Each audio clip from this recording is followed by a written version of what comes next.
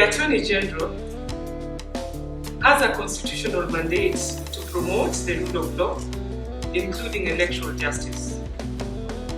Election being a process requires cooperation within the administration of justice sector, from issuance of ID cards, registration of voters, conduct of nominations by political parties, conduct of election by IBC, and the Judiciary as the ultimate organ mandated by the Constitution to ensure that elections are held in compliance with the Constitution.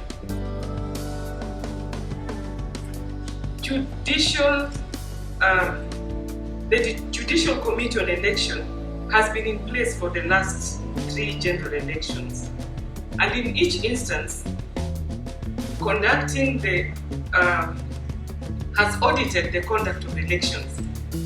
And in that respect, I will request the committee to conduct a desk review of all sections of the law that judges have identified as being problematic and an encumbrance to a free and fair election.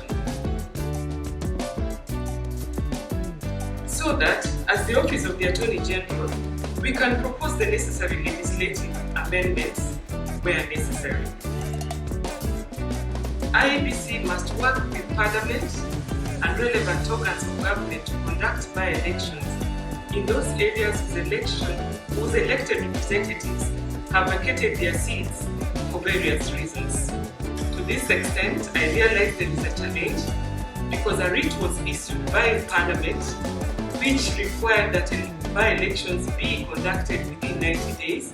The 90 days have elapsed, and that is an area that will need advice, and rightly or wrongly might end up going to court for some interpretation. All Kenyans must be willing to be represented in both county assembly and parliament, and to avoid enfranchisement of any part of Kenya, citizens are waiting for the IEBC to conduct elections in those areas which are not represented. The Judicial Committee on Elections must ensure that electoral disputes are determined expeditiously within the time limits prescribed by the Constitution, and that election laws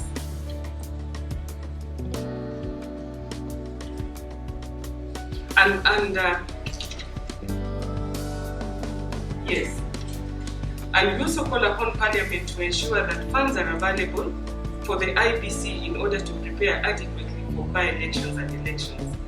All institutions and players in the electoral circle must build public confidence so that Kenyans can build trust in the outcomes of elections.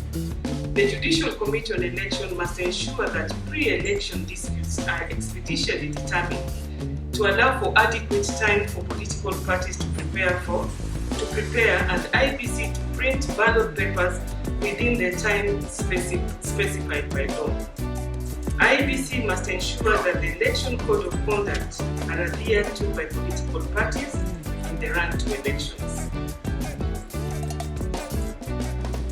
One of the reasons why the Kenyan Constitution and election laws prescribe strict timelines for election dispute resolution was to stop cases where nomination of election disputes survive another election. The Judicial Committee on Election must ensure that timeliness of election must ensure the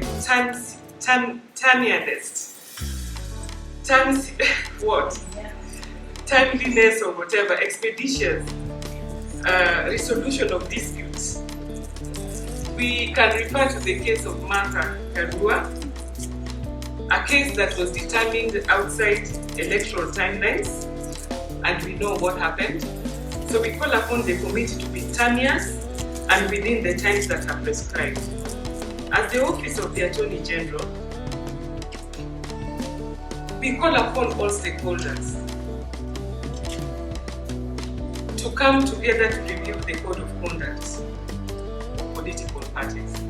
Just allow me to join everyone as I celebrate you and as I congratulate you as you launch this very important JCE Operation Plan 2025-2028 and commit as jailer of the Senate, and of course by extension of Parliament, that we shall work together to make sure that the implementation of the proposals and the plan made here goes into the elections of 2027, so that we achieve the desires of making Kenya a greater country that we all look forward to.